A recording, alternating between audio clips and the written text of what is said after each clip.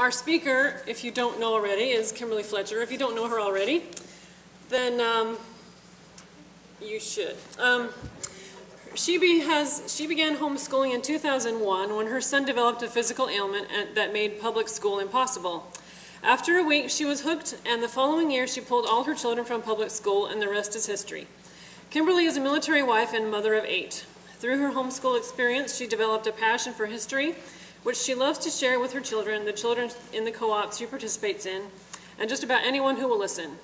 I'm one of those. She's talked my ear off, and I love it. Kimberly is an author and the president and founder of Homemakers for America, and though she travels abroad speaking and sharing her love of history and her passion for her country, her favorite place is cuddled up on the couch with her children and a good book.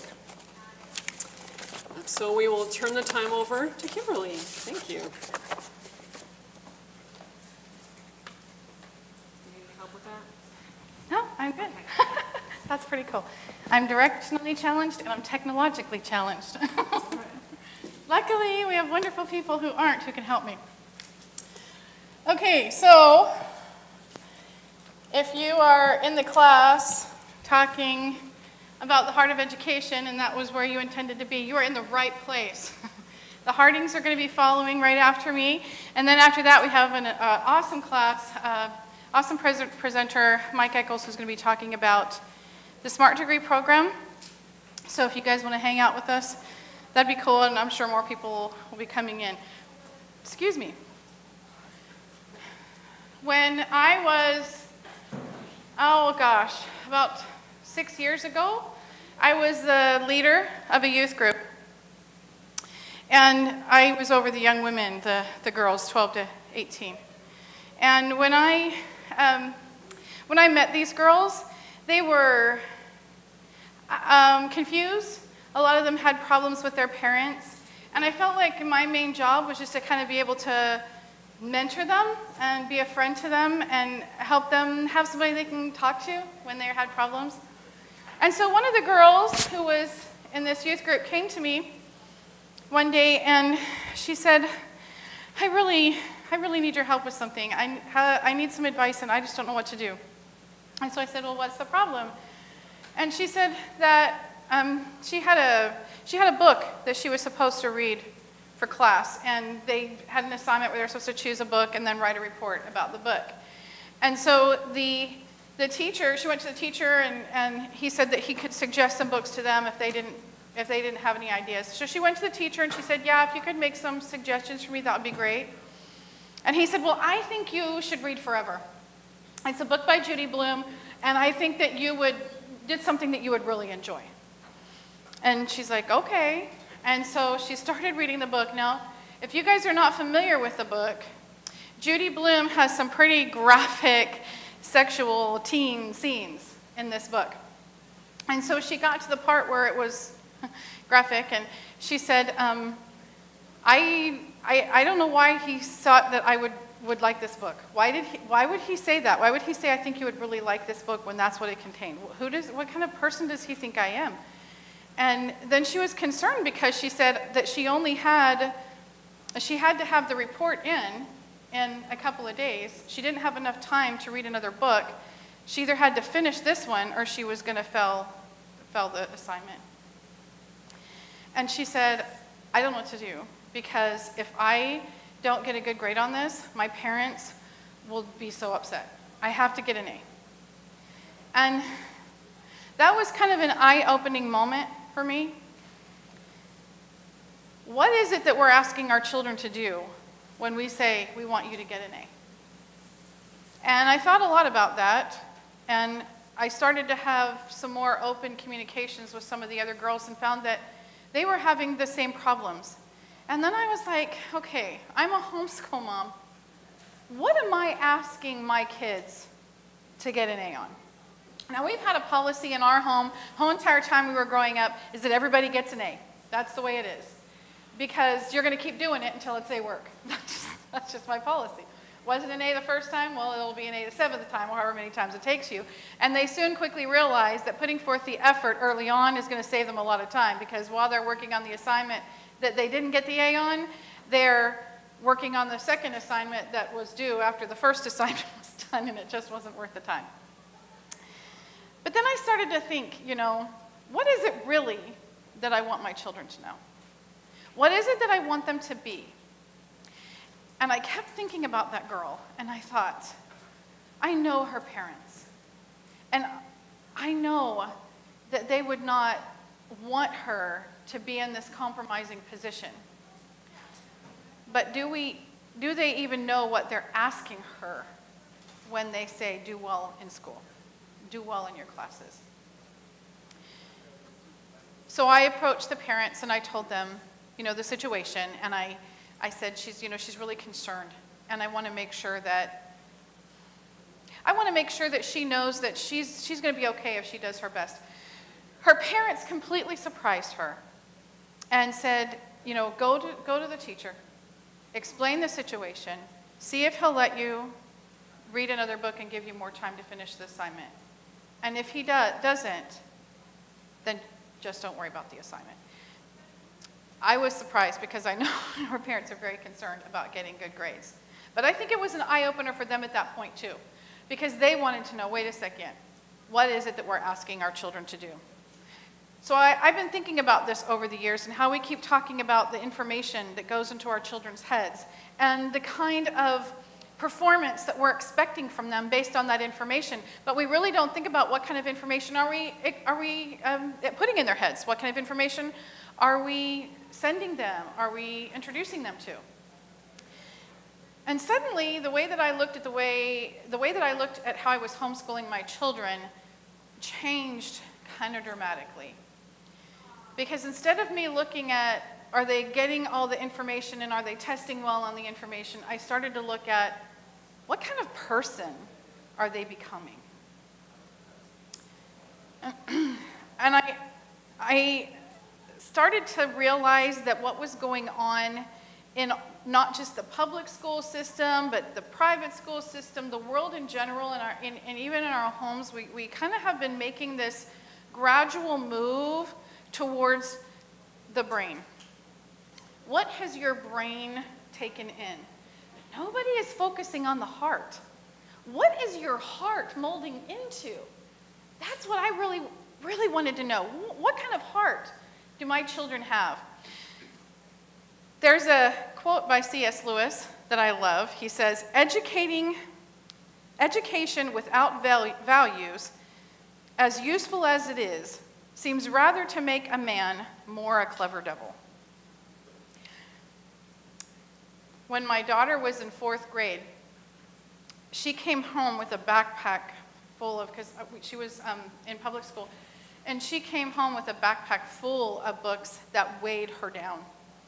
She literally came home in pain because there were so many books in that backpack. And being, you know, the good, dutiful mother wanting to support my daughter, she would get home about 4 o'clock after the bus ride, because we lived kind of out in the boonies, and we'd sit her down at the table and give her a snack, and she'd start on her schoolwork, and I would start helping her, and when my husband came home, he would take over. There were times where my daughter was doing homework until 10 o'clock at night. She would get home from school, she would do this work, and then she'd collapse in bed. And after about 2 or 3 weeks of this, and her tears, I mean, this was her really trying to get all this work done. And one day I just thought, what are they doing all day? If I'm getting all this work, what are they doing all day that I'm doing all the teaching at night? This makes no sense to me. And so I scheduled an appointment with the teacher. And I told her that I was very concerned about my daughter's health and her welfare, and that through a lot of pondering and prayer, I had made a decision that my daughter was no longer going to do homework. I thought the teacher was going to explode. She was just like, what? And I said, okay, if you have an assignment where there's a project that she's supposed to do, like a book report or something like that, or she has spelling words that she's supposed to study for, whatever, no problem. But you got 30 minutes. I'm going to give you 30 minutes of my time, because I don't cut into your time, and I don't want you cutting into mine. And I'm just not going to let her do it anymore. And she said, but if she doesn't do the homework, then I can't grade her on the homework, and I have to grade her on the homework, and she'll fail. And I said, then fail her. And she was like, what? And I said, listen, my daughter is more important to me than that grade. And I want to make sure that she is interested in learning, and you're killing her interest in learning. She doesn't want to learn anymore. She doesn't want to go to school. She has no interest whatsoever, and that is not good for either one of us. And she said, but education is the most important thing. And I said, well, we'd have to disagree there then, because I do not believe that education is the most important thing. And she said, well, then what is? And I said, my daughter. My daughter is the most important thing. Whether or not she has a good balance of right and wrong, whether or not she knows who she is as a child of God, whether or not that she knows that her parents love her unconditionally, that's way more important than education. Then education comes in. And I care very much about education. But if those other things aren't being taken care of, if her heart hurts, then why will her mind listen? Her mind will shut down. How many of you have ever been at a table with a child and you're trying to do this math problem, or you're trying to get them to write this letter in cursive just the right way, or you're trying to get them to finish the writing assignment that you've been ripping your hair out trying to get them to do for a week, and they're just like sobbing and they're upset and you're upset, and how much learning is being done? None. We've all been there though, right? Every one of us. Okay, so I'm going to tell you the secret. The secret is to educate the heart. When we educate the heart first, the mind will open. So I'm going to tell you the steps of how I have figured out how to do that. First, I want to read one of my favorite quotes by Oliver DeMille, because what I have come to learn over the years is when I just tell people, well, these are the steps, then they go, that's too simple, it's too easy, there's no way that's the answer. And so I'm going to prove to you, before I tell you it does work, I'm going to tell you how I know that it works, because information is not going to do anything for our children if they do not have a good heart first. So I'm going to quote Oliver DeMille. In a book called Thomas Jefferson Education for Teens, he writes, as Alan Bloom pointed out in his classic bestseller, The Closing of the American Mind, the last society to be as highly trained and as poorly educated as the current U.S. was Germany in the 1930s. A significant number of German engineers were highly enough trained to build cutting-edge weaponry, submarines, missiles, airplanes, and so on, but not well read enough in history to vote against Hitler or refuse to do his bidding. Same with the German scientists, who understood chemicals and genetics enough to experiment on their neighbors when they were thrown immorally into prison camps, but not learned enough in ethics, morals, history, psychology, or basic politics to not elect Hitler or refuse to torture their own countrymen. Critics could say that by the time submarines were being launched and people were being tortured, it was too late to do anything. But only the combination of top technical training and poor leadership education could have allowed this all to happen. A less highly trained people could not have done it, and a truly educated people would not have done it. This may seem extreme to some, but seriously, what is education all about if it is not to teach us what is good, ideal, and right? Then it really isn't education at all. So today, we have a world where people are pushing us to, know algebra, take all these sciences, be an engineer, but the Ten Commandments have been pulled away. Morality, any kind of moral virtue or values have been pulled. Even something as basic as the American idea of you can be whoever you want to be is being stripped away. Everything that creates the kind of people who built this incredible nation is being taken away from our children. And the mothers of young children now, this started a couple generations ago. How I tell people how I know how old you are is when I ask the question, How many of you have ever heard this? I'm just a bill on Capitol Hill. How many of you have heard that? Excellent. You're all over 40. Okay, so, so you're not. You have a good mother. She has a good mother-in-law. Okay, so there's this a video that America Rock Schoolhouse Rock did. That's one of my favorite ones, Bill on the Hill. But there was another one called Great American Melting Pot. Okay, this is the second way how I know how old you are. How many of you know what the Great American Melting Pot is? Okay, you're either 40 or you had a really good mom. Okay, so over 40. I am the last generation to have ever been taught in a public school or societal setting what the American melting pot is. Today, and we're not even a tossed salad anymore, they've turned it into something else, I can't remember, but about 10 years ago, it was the tossed salad. We're all thrown together in one bowl, but we never mix together, we never jive. But the Great American Melting Pot is who we really are. We all come together from all these different countries. We bring our own cultures and customs, but we become one people with one language under one flag and one constitution. And we become this incredible melting pot of holidays and foods. Oh my gosh, we've got like the best food in the world because it's everything. And it's beautiful. But they keep taking it away, saying that that's not who we are. We can't get along. So these are the kind of things that they're teaching our children, but then they start to introduce things like math concepts through the Common Core that are convoluted, and so then they make our children feel even more confused. And that you have to go to a certain person to explain to you what the answer to the problem is. So you get used to constantly going to someone else and trusting them that they know. They have the cursive. They have taken cursive completely out of the school standards when it comes to the new Common Core standards. So any kind of historical documents from the Founding Fathers that they wrote back and forth, the Constitution of the United States, are family documents on birth records or when your deeds of trust or all of those things were all in cursive. Gone.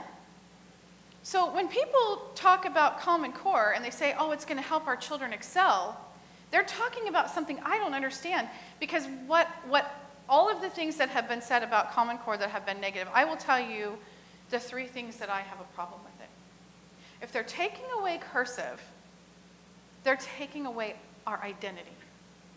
We as a people of this nation, our documents, our historical documents are all in cursive.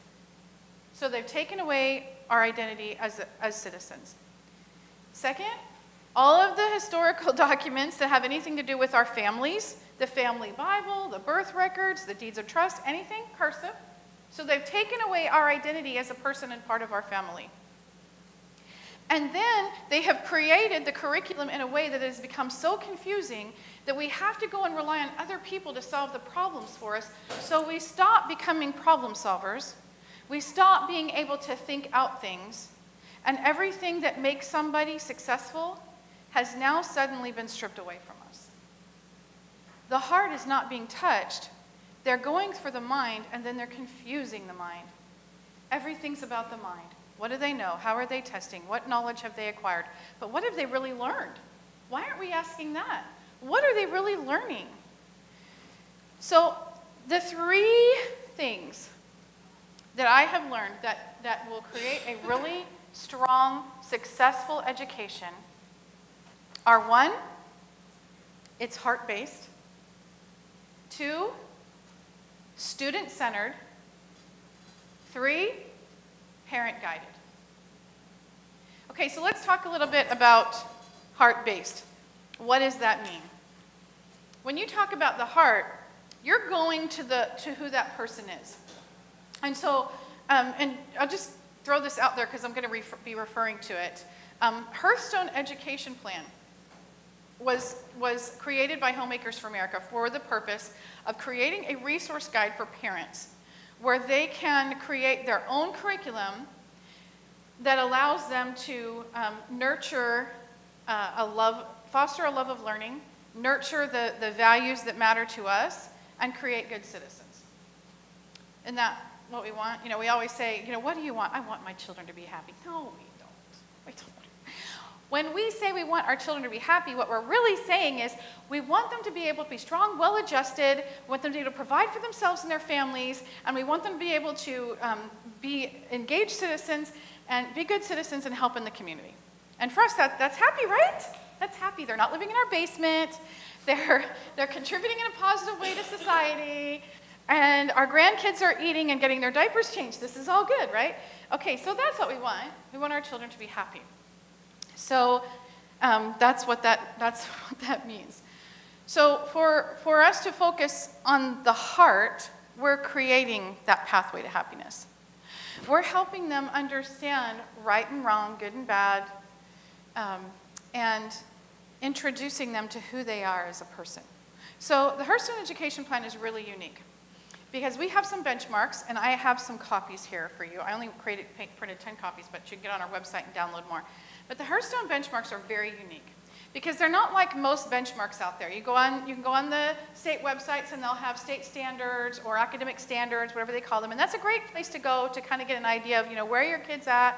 Are they compared to, you know, where the public school kids are, to kind of, you know, measure where they're at. There's also another great series of books called What Your Children Need to Know, What My Child Needs to Know, What My Kindergartner Needs to Go, What My First Grader Needs to Know. And those are great resources. But we should be using them as references. We shouldn't be using them as the guide for our curriculum, because then we're limiting the possibilities for our children. Because they can be and become whatever they want, but if we're putting them in this box of here's what you have to work with, then we're already telling them that the possibilities do have limits. So you can look and kind of see, you know, where that's at. But our benchmarks are a little bit different. Because while all those other benchmarks are done unilaterally, ours aren't, because we don't learn that way. No one learns in a straight line. We learn like a zigzag. So I love history, and I'm really good at it. I'm pretty good at languages. I love my own language. I'm really good at English. I'm a professional writer.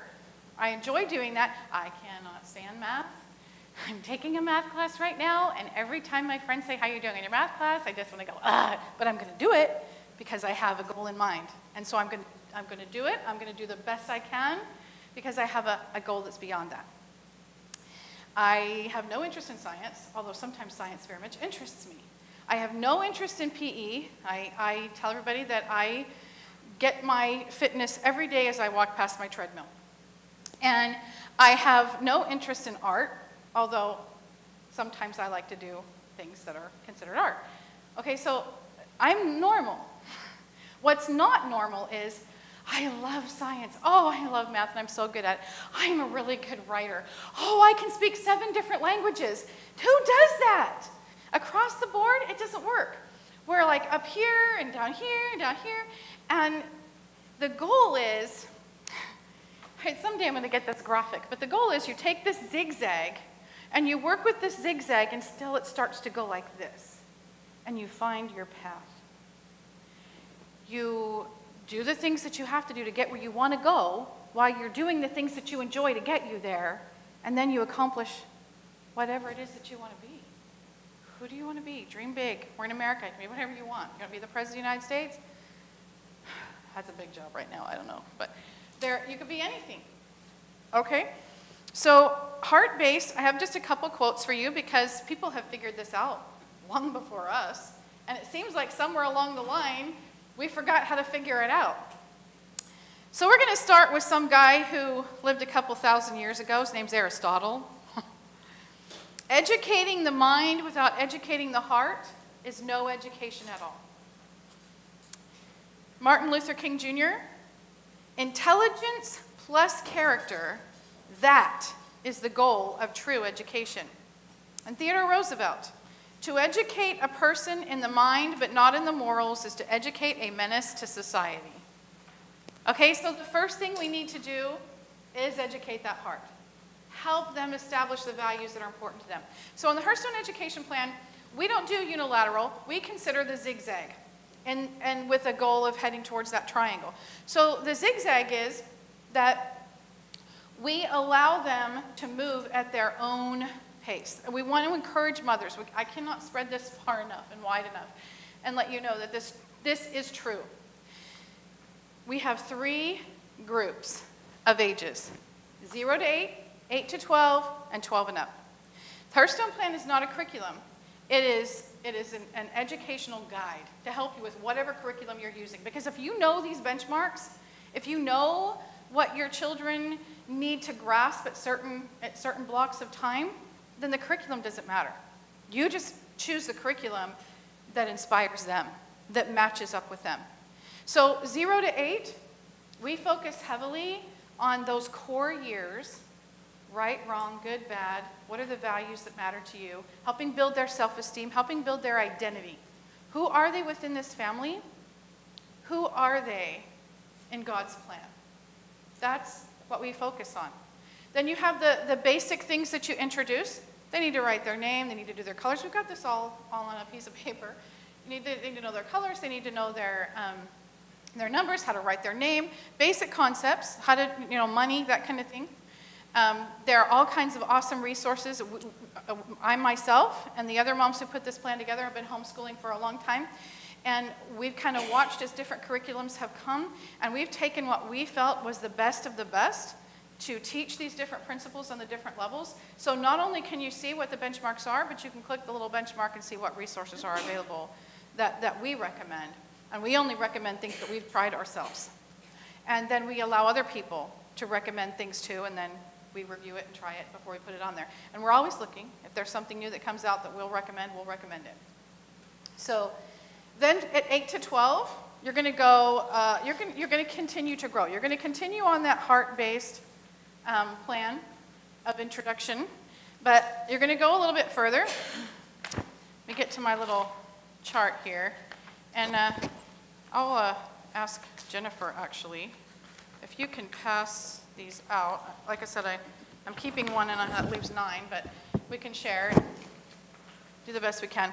So 0 to 8, the core years, we're planting and nurturing the seeds of self, family, and community. I'm sorry, I am making your life miserable. I will stand right here. Okay. The core years are the time when children should be encouraged to discover their identity, their core values, such as good, bad, right, wrong, and develop their sense of belonging. Basic developmental and academic skills are introduced through discovery and curiosity and mature through encouragement and practice. Now, the important thing to understand is that I'm not saying we don't talk about math, we don't talk about, what I'm saying is we go at their pace.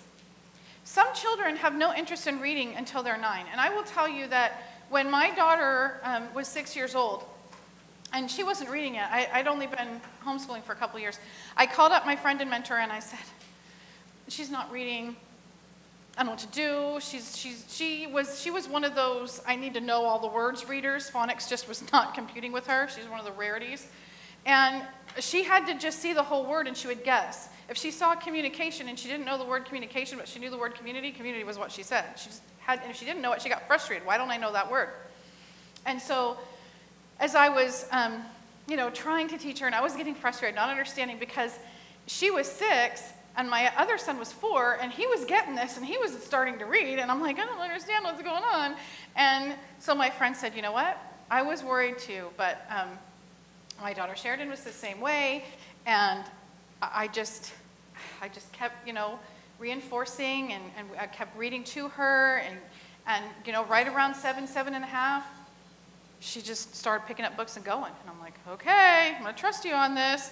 So that's what I did. Just, I kept reading to them, for about 15 minutes a day. We would go over phonics and, those kind of things we needed to do. Just kept, introducing these concepts.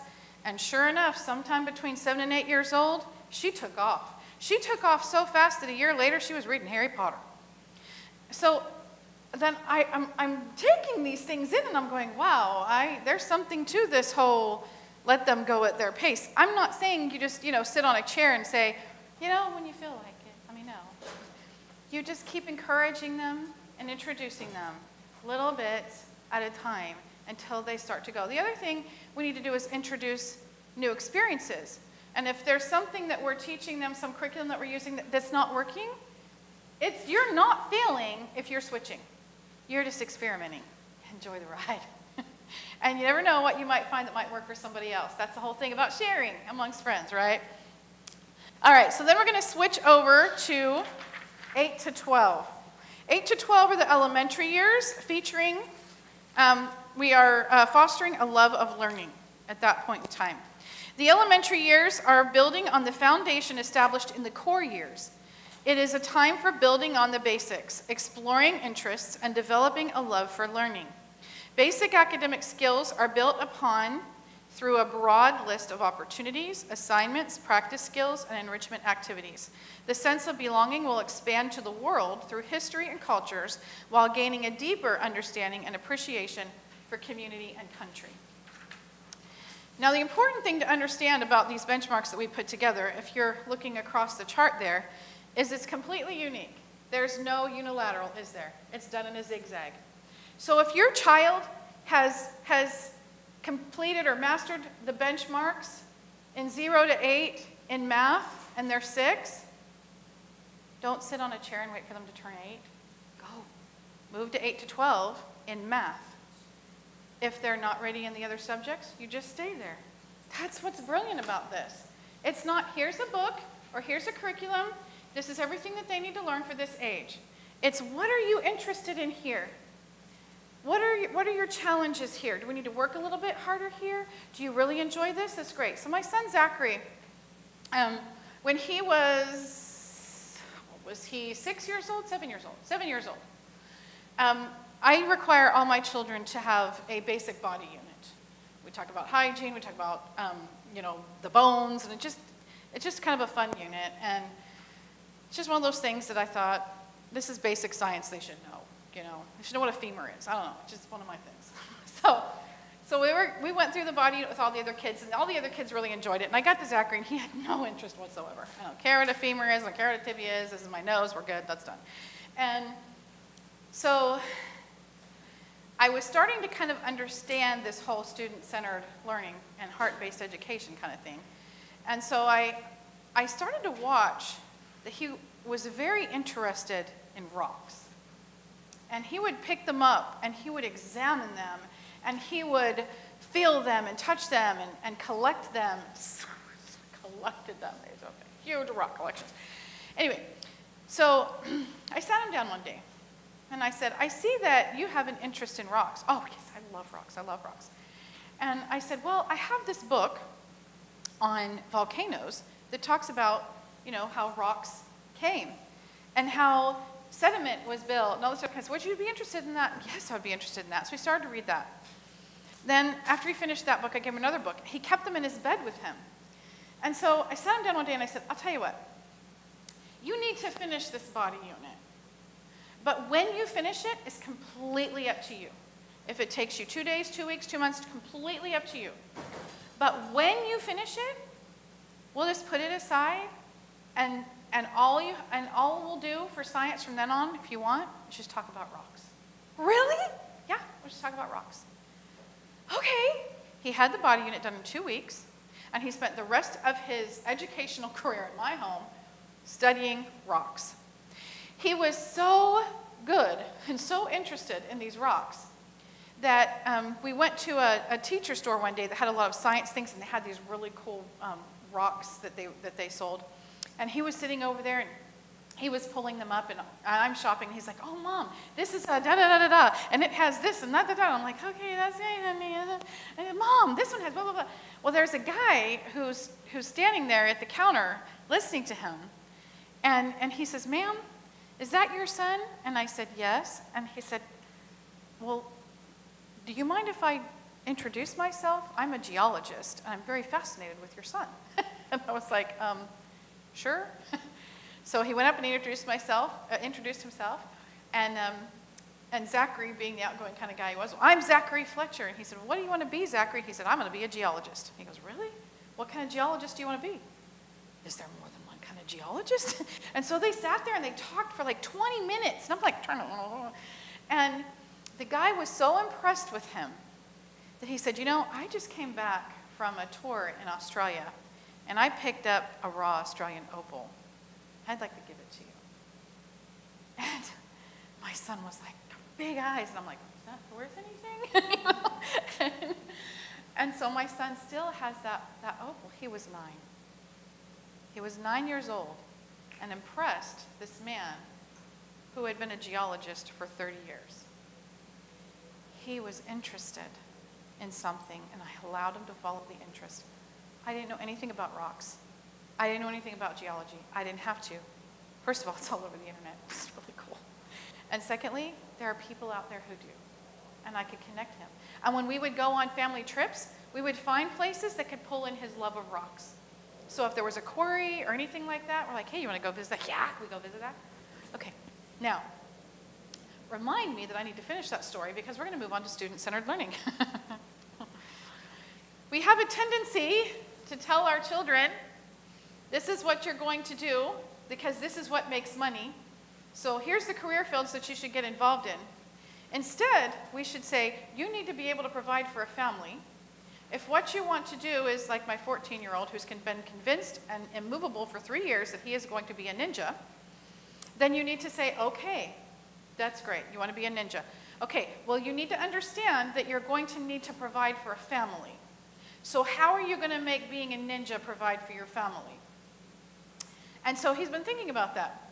So literally 2 days ago, he comes to me and he goes, so I came back from my karate class today, and I was thinking, my teacher's a ninja. I'm like, yeah, I guess he probably is. He goes, he takes care of his family. I'm like, yeah. So you want to start a business teaching karate and being a sir? And he goes, I think I could do that. Would you like doing that? Yeah, I think I'd like doing that. Okay. Well, if you're going to start a small business, then, when you start to go through, this is what you're going to need to do to get there. Suddenly, math makes sense, writing makes sense, accounting makes sense, all of these things that he needs to know to be able to achieve that goal. So that's the pinnacle. That's what we're working on, okay? You got the zigzag that keeps moving up to that pinnacle. And when they say, I think I've figured out what I want to do, let's not scoff at it. Can they make money being a rock star? Maybe. If you end up writing music, if you end up, I don't know, let's open the box, start to explore, help them discover what careers could attach to what you're interested in so that you can do what you want to do. Okay, I'll tell you the rest of Zachary's story.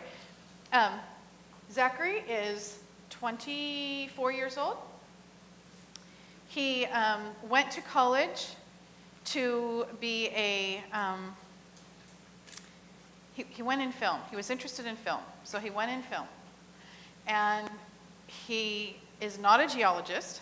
He still has a rock collection that he loves showing anytime the scouts call him up and say, hey, will you come share your rock collection with us? He jumps. He's got a rock collection. His wife just had to move it. So he loves rocks, but that's not how he's making his living. So we think, oh, is all that time a waste that he's not doing that? So what did my son do? So he went to school, and we were in Hawaii. He went to school in film, and I started to say, what about, graphic imaging? And I'm coming up with all these things that he can pull in, because I don't want him to go to Hollywood. I don't want him to do that.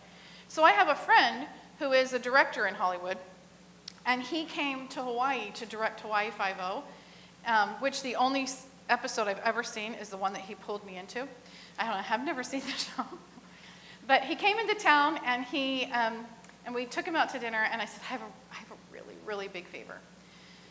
Could you just talk to my son about how awful Hollywood is, and to not get involved, and tell him to send him another direction?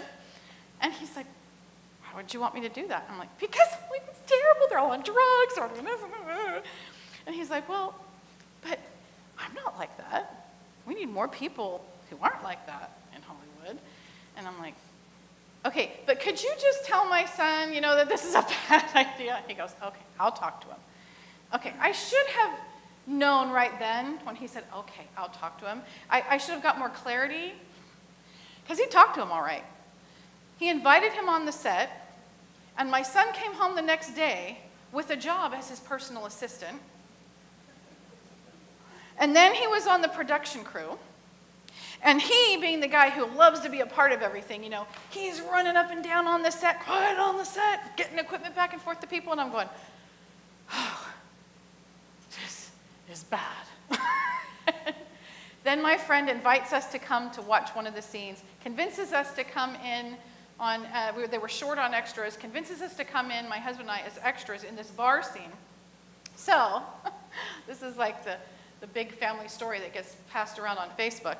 So if you ever watch the second season, the third episode, you will see Derek and Kimberly Fletcher, the two Mormons, at a bar drinking it up. Okay.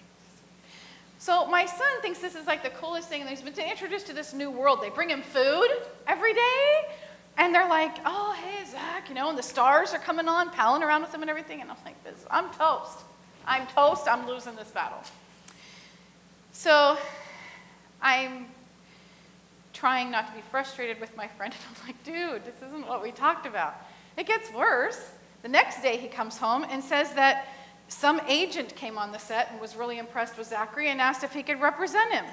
And I'm like, this is not going well. And I'm like, did you sign anything? And he goes, no, but I'm going to go meet with him tomorrow. And I'm like, well, maybe it's not just really a great idea. You know, and he's, you know, at the time he's like 20. What are you going to tell a 20-year-old? So the good part of the story is he came to his senses.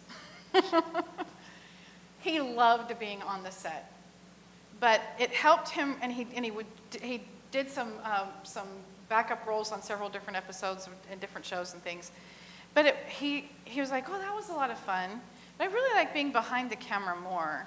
And then he started to research, what kind of careers could I do behind the camera? And then he started to look into, well, companies and corporations, they're always looking for people to do commercials or being in-house or, you know, recording like what we're doing here today. And then there's graphic imagery. So he started to get involved in all these marketing type of fields. And now he is the marketing director of a big roofing company that travels all over the country and has several spots, and the guy's just like totally impressed him, and he's blowing his mind, and I'm like, okay.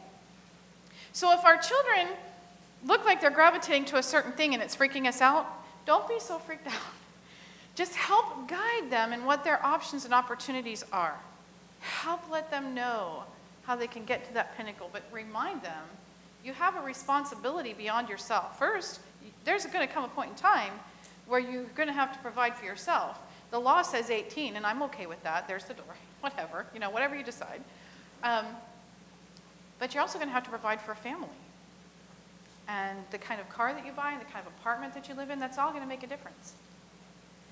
Okay, so the last thing, parent guided. And I kind of touched on that. We're guiding them through the process. Let me give you two quotes real quick, because we've got to wrap it up here. The first quote I want to give you is on student-centered, Leonardo da Vinci. Study without desire spoils the memory, and it retains nothing that it takes in. Okay, this was Leonardo da Vinci, so he had figured this out hundreds of years ago, and now we're like going completely backwards. What is wrong?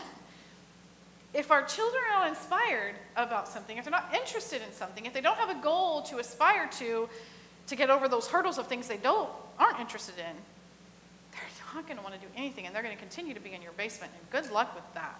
I want mine in my basement. Mark Twain, I have never let my schooling interfere with my education. I love that quote. Okay, parent guided. The mind is not a vessel to be filled, but a fire to be kindled. My job is to mentor and inspire my children. I don't teach them anything because I can't. I can't make them learn.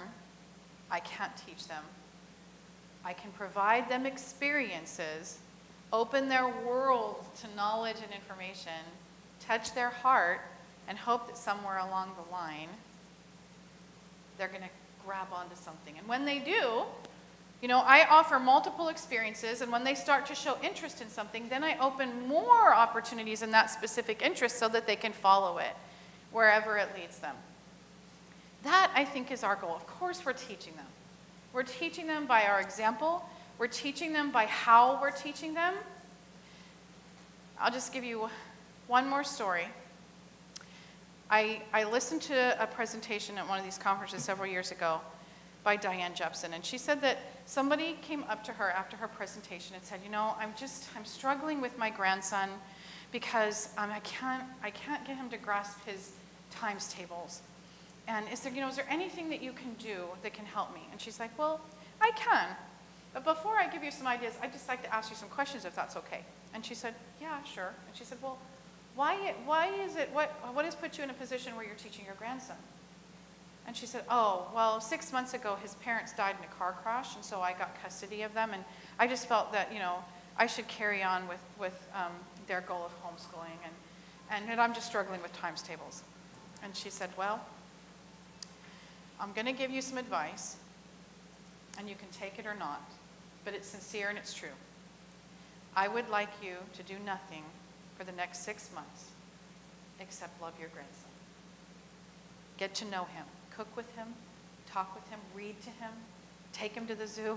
Just get to know and love your grandson. And then in 6 months, if you still need help with times tables, give me a call. She never called because that heart was broken. You cannot teach a broken heart. She helped heal that heart and gave him a sense of safety and security. And then he was interested in learning again. So no matter what curriculum we're using, no matter what method we're using, if we have a focus and a model of heart-based, student-centered, parent-guided, we can't go wrong. We're starting with the heart. We're allowing them to guide where they want to go. It's a whole lot less work. It costs a whole lot less money. Why spend all that money on piano lessons when they have no interest in piano? Maybe they want to do guitar. Maybe they want to be a ninja. I told my children I could afford one activity, choose wisely. And you can change. You decide you don't like it, we can change. But it's one activity, choose wisely. And so I have a son who's in karate, and I have a son who goes with him and bounces when he's at karate. And he's still trying to decide what his one thing is going to be. Was piano for a while, and he decided he didn't want to do that. My daughter, it was guitar. And I didn't mind paying for the guitar as long as that was what she was interested in, she was going to follow through. But I can't be that person who's sitting there nagging her all the time going, guitar, piano, it's got to be what they want.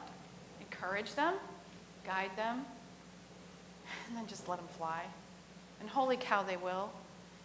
We underestimate the abilities of our children too many times, and we just need to let them go because they really are incredibly intelligent human beings who have good hearts and a desire to be good people.